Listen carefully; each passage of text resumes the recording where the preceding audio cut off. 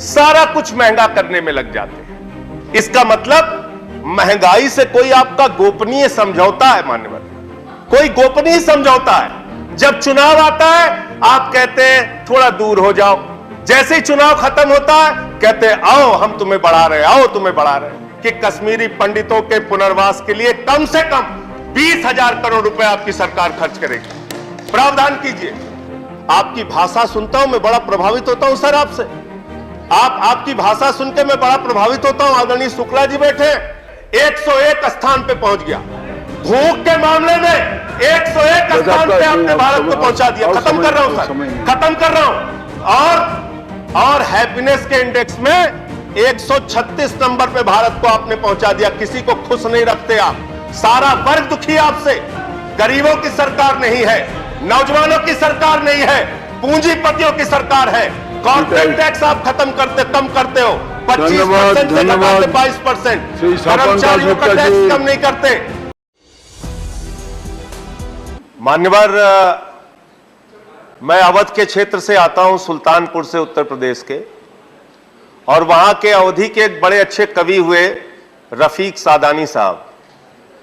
उन्होंने अवधि में एक लाइन लिखी कि जब जब चुनाव आवत है भात मांगा पुलाव आवत है। भारतीय जनता पार्टी की हालत यही है मान्यवर। इनकी सरकार, चुनाव आ जाए तो पेट्रोल का दाम कम, डीजल का दाम कम, गैस का दाम कम, सीएनजी का दाम कम, पीएनजी का दाम कम, सारी चीजों में महंगाई कम। चुनाव बीत जाए तो पेट्रोल का दाम महंगा, डीजल का दाम महंगा, गैस के सिलेंडर का दाम महंगा, सीएनजी का दाम महंगा, पीएनजी का दाम महंगा, सारा कुछ महंगा करने में लग जाते हैं। इसका मतलब महंगाई से कोई आपका गोपनीय समझौता है मान्यवर, कोई गोपनीय समझौता है। जब चुनाव आता है आप कहते हैं थोड़ा दूर हो जाओ, जैसे ही चुनाव खत्म होता है कहते हैं आओ हम तुम्हें बढ़ा रहे, आओ तुम्हें बढ़ा रहे। इस गोपनीय रिश्ते का खुलासा कीजिए। आप लोग ये जो झूठे तर्क देते हैं देश के सामने कि भाई इस समय तो युद्ध की स्थिति है, इस समय तो अंतर्राष्ट्रीय बाजार में कच्चे तेल का दाम बढ़ रहा है, अंतर्राष्ट्रीय बाजार में कच्चे तेल का दाम पिछले 7 वर्षों में कब कब बढ़ा और कब कब घटा, और उसके मुताबिक कब कब आपने हिंदुस्तान में डीजल और पेट्रोल का दाम घटाया और बढ़ाया। इसका तथ्य अगर आप सामने रखेंगे तो पूरे देश के सामने आपका चेहरा काला हो जाएगा कि कितना बड़ा झूठ आप इस देश की जनता से बोलते हैं। महंगाई आपको बढ़ाना होता है, उसके लिए 1000 तर्क आपके पास मौजूद है। दूसरी बात, अभी तो शुरू हुआ, फिर से बोलना शुरू कर देते हैं लोग। इनको महंगाई बढ़ाना है, सुनना कुछ नहीं है। दूसरी बात मान्यवर, जब कोरोना की महामारी आई, पूरे देश में बेरोजगारी बढ़ी, हमारे प्रधानमंत्री जी ने सीना ठोक के कहा हमने मनरेगा के जरिए रोजगार दिया। उत्तर प्रदेश की सरकार ने कहा हमने मनरेगा के जरिए रोजगार दिया। भारतीय जनता पार्टी की तमाम राज्य सरकारों ने कहा हमने मनरेगा के जरिए रोजगार दिया। और जैसे ही कोरोना खत्म हो गया, लोगों को रोजगार की अभी आवश्यकता है, आपने मनरेगा का बजट घटा के 98,000 करोड़ से घटा के 73,000 करोड़ कर दिया। उसमें भी 18,000 करोड़ रुपए पुराना बकाया देना है। 54,000 करोड़ रुपए आपने मनरेगा का बजट कर दिया। मनरेगा का बजट आप घटा रहे हैं। और मनरेगा में आपकी स्थिति क्या है? यह आपका दिया हुआ जवाब है, मेरा जवाब नहीं है सर। 100 दिन के रोजगार की गारंटी है। आंध्र प्रदेश में औसत 30 दिन, अरुणाचल में 47 दिन, आसाम में 22 दिन, बिहार में 36 दिन, छत्तीसगढ़ में 29 दिन, गोवा में 19 दिन, ऐसे ऐसे करके मध्य प्रदेश में 31 दिन।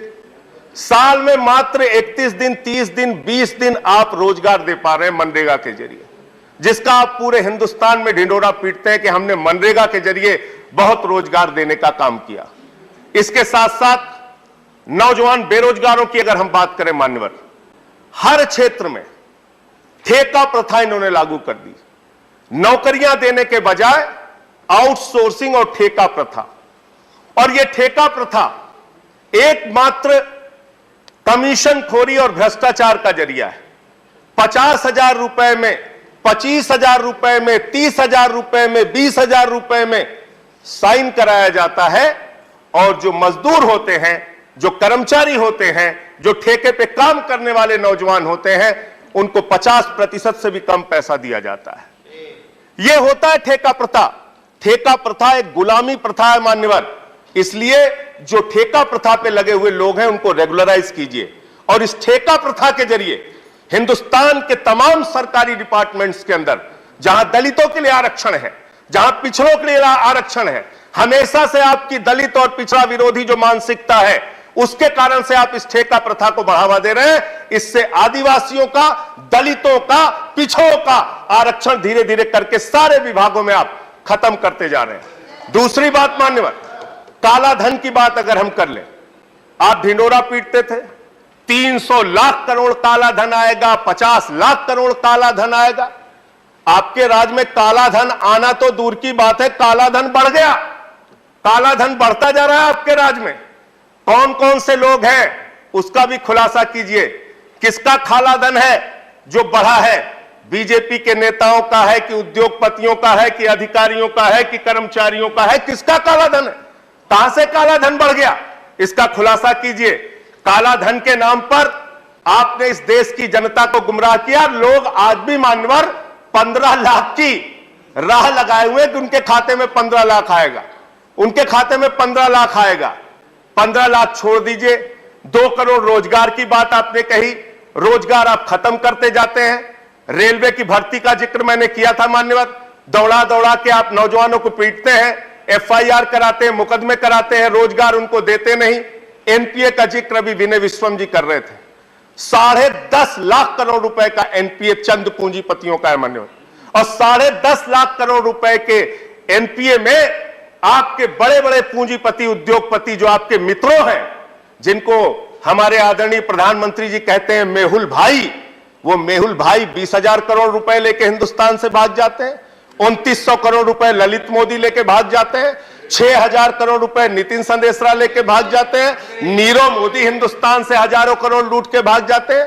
तो मैंने तो इस प्रस्ताव दिया था और आज इस सदन में आपके माध्यम से मान्यवर मैं कह रहा हूं कि 50 करोड़ से ज्यादा जिस भी उद्योगपति या पूंजीपति का बकाया हो उसका पासपोर्ट जब्त कर लीजिए।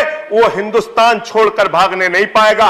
अगर वो हिंदुस्तान छोड़कर भाग रहा है तो इसका मतलब लूट में कहीं ना कहीं हिस्सेदारी है। उसको भगाने का काम आप करते हैं, उसको भगाने का काम करते हैं। एक गरीब आदमी मान्यवर 10,000 रुपए का अगर कर्जा ले ले तो उसका कॉलर पकड़ के आप हवालात में बंद कर देते हैं। एक किसान अगर 20,000 का कर्जा ले ले उसका कॉलर पकड़ के आप उसको जेल में बंद कर देते हैं। लेकिन 20-20 हजार करोड़ रुपए, 10-10 हजार करोड़ रुपए विजय माल्या लेके भाग गया, आज तक वो हिंदुस्तान नहीं आ पा रहा है। तो ये पूंजीपतियों के साथ लूट और लूट के बाद उनको भगाने का जो धंधा चल रहा है, इसको रोकने का एकमात्र तरीका है 50 करोड़ से ज्यादा जो भी कर्जदार हैं उनके पासपोर्ट आप जब्त करने का काम कीजिए।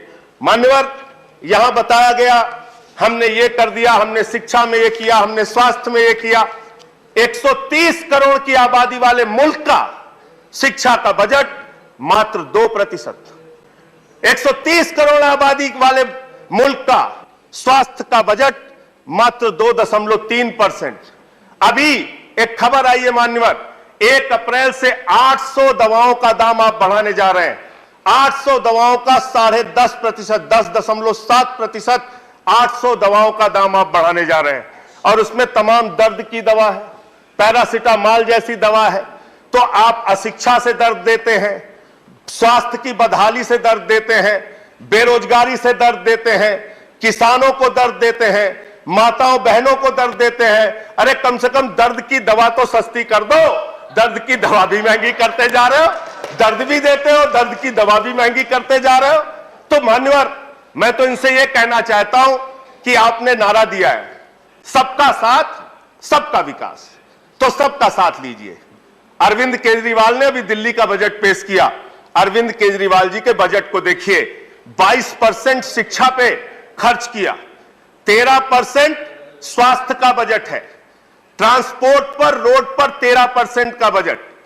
दिल्ली की सरकार मान्यवर जब आई थी तो 30,000 करोड़ का बजट था, आज 75,000 करोड़ का बजट दिल्ली की सरकार ने पेश किया, 2.5 गुना बजट बढ़ाने का काम किया। एक ईमानदार सरकार चला के दिखाई। अरविंद केजरीवाल जी को गाली गलौज करना छोड़ दो, इनकम टैक्स अफसर है, बुला के बैठा लिया करो, साथ में कुछ सिखा देंगे बजट कैसे बनता है, शिक्षा पे, स्वास्थ्य पे, बिजली पे, पानी पे। और बिजली पे मान्यवर, जिस पे सबसे ज्यादा हल्ला मचाते हैं लोग कि अरे दिल्ली वाले तो फ्री बिजली पा रहे हैं, फ्री बिजली पा रहे हैं, फ्री बिजली पा रहे हैं। बिजली का बजट मालूम है आपको? मात्र 4%। मात्र 4% बजट में दिल्ली की जनता को हम लोग 300 यूनिट बिजली फ्री देने का काम करते हैं। सीखो कुछ अरविंद केजरीवाल से, सीख लो आप लोग। और आप लोग क्या करते हो? फिल्म के पोस्टर पे राजनीति कर रहे हो, फिल्म के पोस्टर पे राजनीति कर रहे हो। मैं तो मान्यवर आपके जरिए इनसे मांग करना चाहता हूं, कश्मीरी पंडितों के दर्द पर मजाक करना और राजनीतिक ड्रामा करना बंद कीजिए और इस बजट में प्रावधान कीजिए कि कश्मीरी पंडितों के पुनर्वास के लिए कम से कम 20,000 करोड़ रुपए आपकी सरकार खर्च करेगी। प्रावधान कीजिए। और मैंने तो प्रस्ताव रखा था, सारे सांसद अपने 1 साल की निधि कश्मीरी पंडितों के पुनर्वास के लिए लगाएं। आप राजनीति कर रहे हैं और यहां विनय सहस्त्र बुद्धे साहब बैठे हुए हैं। आपकी भाषा सुनता हूं, मैं बड़ा प्रभावित होता हूं सर आपसे। आपकी भाषा सुन के मैं बड़ा प्रभावित होता हूं। आदरणीय शुक्ला जी बैठे, अरे थोड़ा ये भाषा, ऐसे बोलने की भाषा अपने नेताओं को सिखाइए। खत्म कर रहा हूं सर। हो गया। इनके प्रदेश अध्यक्ष भारतीय जनता पार्टी के यही संस्कार सीखते हैं आप लोग। वो गाली दे रहे हैं निर्वाचित मुख्यमंत्री को सर, निर्वाचित मुख्यमंत्री को गाली दे रहे हैं। यही संस्कार सिखाते हैं आप लोग। आरएसएस की शाखा में यही संस्कार सिखाया जाता है। 3 बार के लोकप्रिय मुख्यमंत्री को गाली दी जा रही है सर, इनका प्रदेश अध्यक्ष गाली दे रहा है। तो मैं इसलिए कह रहा हूं मान्यवर, मैं इसलिए कह रहा हूं, ये गाली गलौज करने वाले लोग हैं, ये नफरत और झगड़ा फैलाने वाले लोग हैं, ये देश को बांटने वाले लोग हैं। आज भारत हंगर इंडेक्स में 101 स्थान पे पहुंच गया। भूख के मामले में 101 स्थान पे आपने भारत को पहुंचा दिया। खत्म कर रहा हूं सर, खत्म कर रहा हूं। और हैप्पीनेस के इंडेक्स में 136 नंबर पे भारत को आपने पहुंचा दिया। किसी को खुश नहीं रखते आप। सारा वर्ग दुखी आपसे, किसान दुखी, नौजवान दुखी, माताएं बहनें दुखी, व्यापारी दुखी, पूरे हिंदुस्तान को आपने दुखी कर रखा है। क्योंकि आपकी सरकार गरीबों की सरकार नहीं है, नौजवानों की सरकार नहीं है, पूंजीपतियों की सरकार है। कॉर्पोरेट टैक्स आप खत्म करते, कम करते हो, 25% से 22%। कर्मचारियों का टैक्स कम नहीं करते।